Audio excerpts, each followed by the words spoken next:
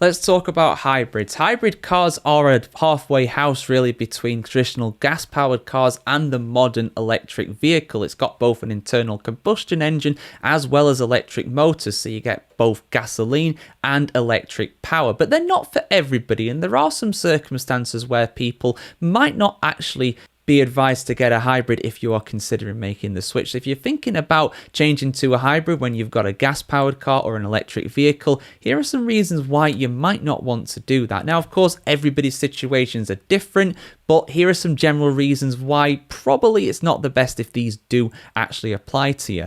Now, the first is the higher purchase price. Hybrids are quite expensive, especially compared to gas-powered cars. So if you're on a budget and you're looking for a cheaper motor, then a hybrid is not really the best option for you. Now, in general, new hybrids do actually cost about a little bit less than electric vehicles. Again, it does vary quite a bit, but electric vehicles are normally the most expensive. But when you're talking about gas-powered cars, ones with purely internal combustion engines, these are in general cheaper, specifically as well on the used market. And also used electric vehicles too are typically even cheaper than gas-powered cars. So overall, if you're wanting to go for a cheap motor, hybrids are not really the one for you.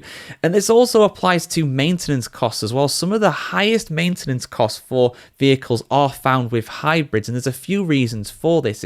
The main one really is the fact that it just boils down to the complexity of their power unit. Let's not call it an engine because it's not technically an engine. It does have an engine in it, but it's also got the electric motors too.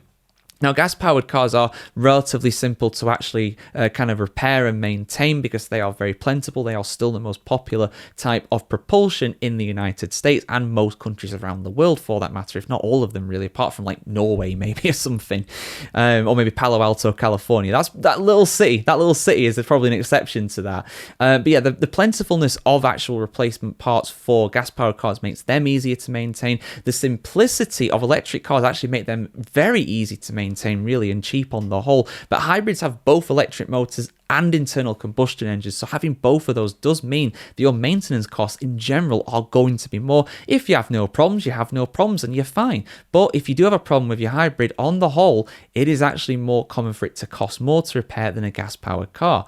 On top of that as well, your insurance in general is more for a hybrid, which I'm surprised to find out. But then again, given the actual value of the cars are usually more, that kind of makes sense. The insurance will probably go up with the value of your car.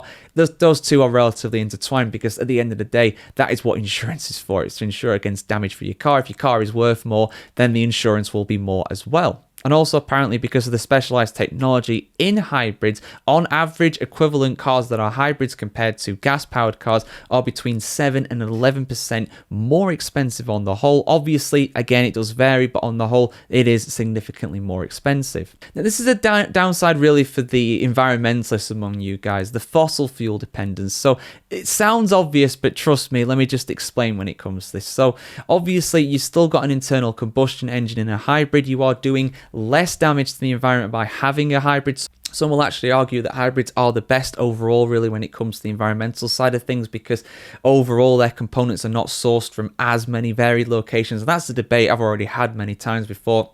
But purely when it comes to the emissions of your car, yes, it will be better than a gas-powered one, significantly so.